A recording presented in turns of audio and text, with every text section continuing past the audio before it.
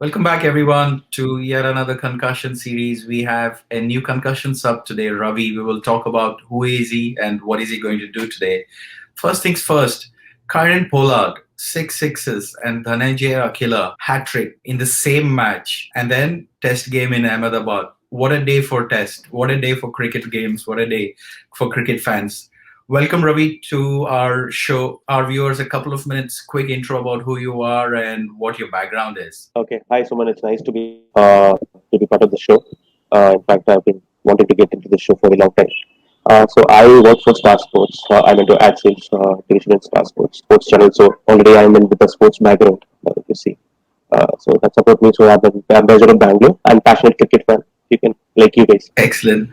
Great. Today we are going to review the day one of India versus England fourth test match in Ahmedabad. According to you, walk the viewers through how the day went, and then probably we'll spend a couple of minutes about Kieron Pollard and Dananjaya Akila. India made one change expected. Bumrah rested due to the wedding, and then Siraj comes in. And then England made two changes. Tom Best comes in and Dan Lawrence. Thoughts about team selections? I think India went well. I think Siraj is deservedly to be picked for the Indian side when Bumrah went out. You saw he did well in the first two tests and as well as in the Brisbane as well. I think Siraj is deserving, and you saw his performance also. Joe Root, that 4-5 ball which he bowled to Joe Root, I think that was recap of what Ishant Sharma did to Ricky Ponting in Perth. We could see Joe Root struggling for it, and the way he got the ball nipping in and getting the LW was perfect. And he took another big wicket of Johnny Bairstow also. Johnny Bairstow is no more a big wicket, but still commentators calling the big wicket. I think Siraj was a good pick, and I don't know when next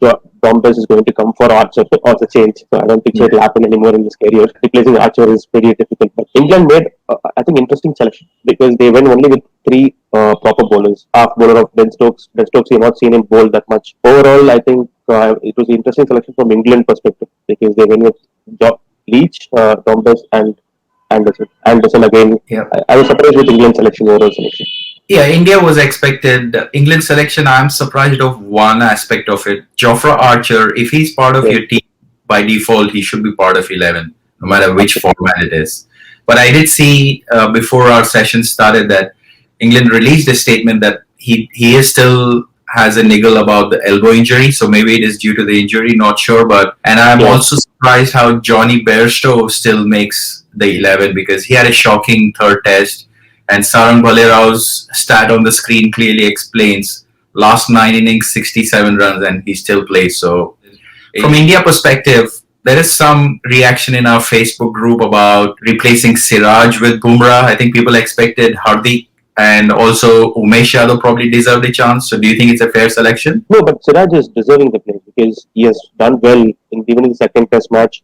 And even in the Gaba test, he bowled really well. I mean, see, Siraj as a person has worked hard and he has come to this team performance in 8 overs, recent India matches also. I mean, Siraj is a direct pick for me. There is always a different opinion. Hardik Pandya gives that kind of edge. For someone to bowl 10, 15, 20 overs in a day, I don't think so Hardik Pandya would have fulfilled that role. Hardik Pandya gives you that batting depth. I think we already have a very big batting depth. Apart from Ishant and Siraj, I think everybody bats deep. I don't think so Hardik Pandya selection would have mattered any weakness. Umesh Yadav, he could have come, but Siraj deserves. And lot to play for India. There are three scenarios. India wins, goes to the finals, or draws, goes to the finals, and England win Australia. Australia will be watching closely. So walk us through the day. What, according to you, were moments of the day? Yeah, I think it was completely India's day. Even though we lost the toss, I think Kohli and toss is something which is completely going against each other. It was a good toss actually for ultimately when England batted.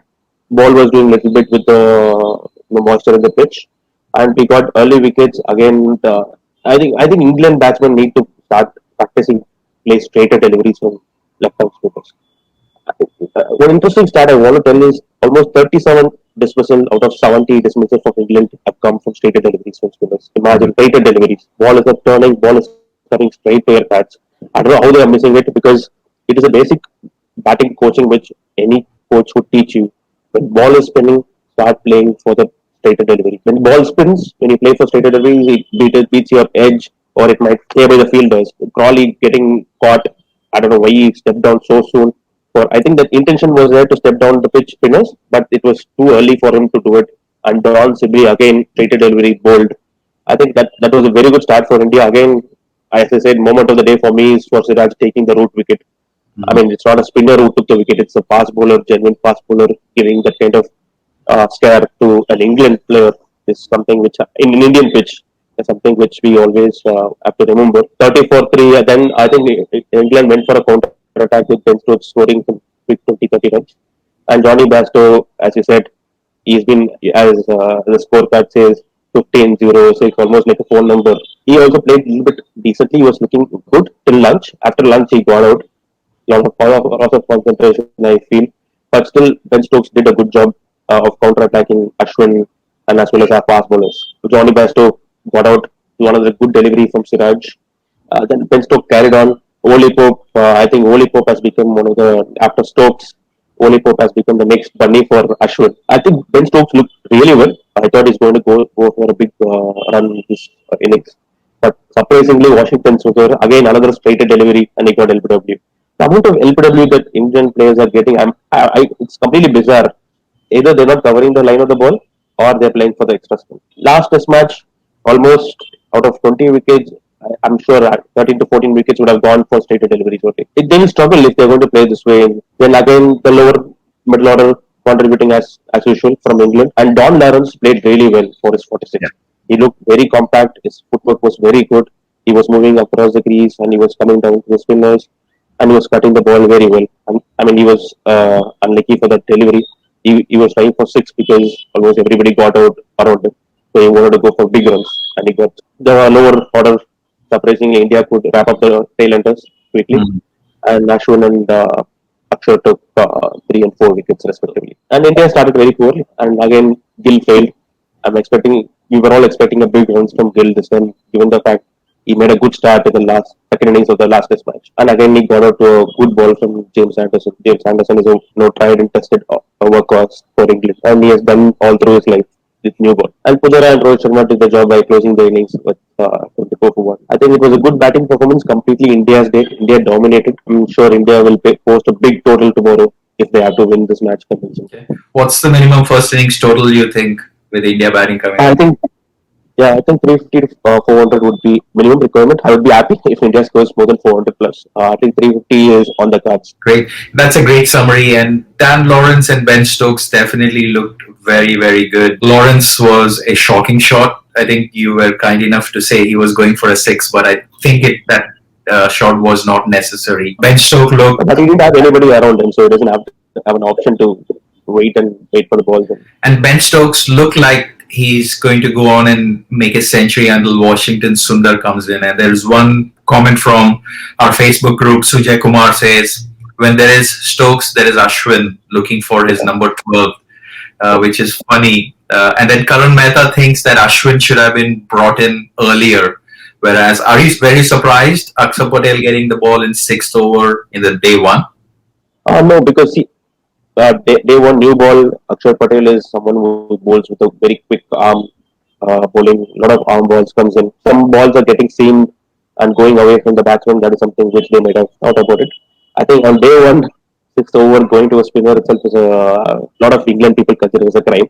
But still, we went for it. And as I said, it's a new ball, so ball skids through, and there was good amount of moisture in the pitch so that he could get that LPW and bowled. I think that's what happened also, and actually it paid off, right? So 2 quick wickets. I think that there was a waiting game going for Ashwin with the Ben Stokes coming in. I would have wanted Ashwin to come immediately after Ben Stokes came in. That is somewhere I think Kohli missed the trick. And pitch, any surprises, or I think seems like a sportive pitch? Okay, so I'm not against turning track at all. So I'm not into the match to go to match day 4, match day 5 type. If match has to get over in 2 days or 1 day, it's fine for me. It's as Ashwin said, it's about completely skills where you have to bat all through the day. And I think this pitch is a very good pitch. There is a good amount of support for seamers as well as there was a good amount of turn. I think I expect this pitch to wear out from day 3, second session onwards. I think India should make use of this wicket and bat very big, score some big runs. That's why I think 350 would be a good score, 350 to 400. If India can bat till third day, I think from there we can even go for the innings victory. Batting last in this wicket will be a big challenge. It is, and that's a good point you make because you can probably make out with the start Rohit Sharma had. Strangely, he started very slow. Looks Yeah. like he's in there for a long innings because I think he realizes batting two times is going to be a challenge. So India will look for batting once. I'm looking for a Rohit century tomorrow. This is Root's 50th test as England captain and Kohli's 60th as India. Any reactions about Kohli's captaincy and he I equaling MS Dhoni? been a lot of controversy over Kohli's captaincies, Kohli's captaincy decisions, his lineup. There was a certain period of time where Kohli didn't go with the same level in every single match. So a lot of criticism was there. That guy stood up, built a team. It is unbeatable right now. You go to Australia, they are scared. We have won in England, we have won in South Africa. Kohli has done really well with his captaincy. I feel. Still, I think it's a long way to go. I think he's equaled MS record of 60th match. But still, I think Kohli has built up a team which Dhoni gave. I think Dhoni is all. This entire team was completely a Dhoni's build-up team since back four. I think Kohli has done really well, and Root's 50th match as England captain. I think it will be a forgettable test for him. What do you think about Kohli's captaincy 60th match? I have mixed opinions, right? He's got a good team. He's not a born leader, whether we like it or not. I think that's the point. Is clear. Yeah. He's got a good team. He uses the resources well. He also had a fantastic support system from MS Dhoni for a transition period, and now he has Ravi Shastri. As much as people troll Ravi Shastri, I think he's the brain behind the team about the selections. One thing I really do look up to Kohli for is the fitness and the fielding standards. I think those two are definitely full credit to Kohli, but from a captaincy point of view, he's also got competition. It's not easy. Too much pressure from Ajinkya Rahane, also a decent captain, and then Rohit Sharma, white ball captaincy. So I think he's holding up. He'll continue. I don't think he'll give up the captaincy. As long as India team is winning and we win an ICC tournament, he'll continue to get the commentary. Outside of that, he's a champion player, no complaints. So that's about India England Test match, and the day will not be complete if we do not speak about Kieron Pollard. What he did was absolutely special in a T20 game versus Sri Lanka. Sri Lanka is touring West Indies. Akila Dananjaya, over before Kieron Pollard destroyed him, got a hat trick. So reactions to that, did that give you goosebumps, or what's the feeling of both the instances in a T20 game? No, I feel sorry for Akil Dananjaya. Not, I mean, imagine you take a hat trick as a bowler, a club cricket or even a street cricket, feel elated or you feel awesome about taking a hat trick at the international level. And imagine the next over, you have to forget this day forever. You Yeah. can't go for the day that you took a hat trick. I mean, I feel sorry for him, but I mean, Pollard is Pollard. Pollard still has that muscle power in him, and especially I don't know if you have seen the fourth six with that ball. He muzzled it from outside the off stump straight towards the long one. I don't know how he did it, but I was amazed about that fourth six. I think he also told after three sixes he decided that he'll go for the full Monty. Pollard is Pollard at the end of the day. As a CSK fan, I hope he loses his form somewhere or other when he comes back to IPL. Hitting six sixes is not a joke. Yeah. Definitely not a joke. It deserves all the praise, all the applauses. You need certain amount of skill to do it, to clear the delivery. For a person who imagine the psychology of Pollard of taking the first ball and hitting for six. For the person who took an hat trick the previous over, it would have taken immense amount of guts and courage and confidence to go for a full body. They had lost a wicket there. I'm sure they would have struggled the match. I think they would have even lost the match there. I think they always say, "No, दुनिया बदलेगी बस एक over में." I think it changed the world for both of them completely. Yeah, it is so apt. It is so apt. And if anybody could do it, was either Kieron Pollard or Chris Gale, one of the West Indians. With the T20 World Cup not too far away, I think this is a big statement. They are also building towards that. West Indies are building towards that preparation per Phil Simmons. Like you mentioned, Dunia Badlegi in 1 over. Some reactions from our Facebook group, like Akash says, how life can turn upside down in matter of minutes.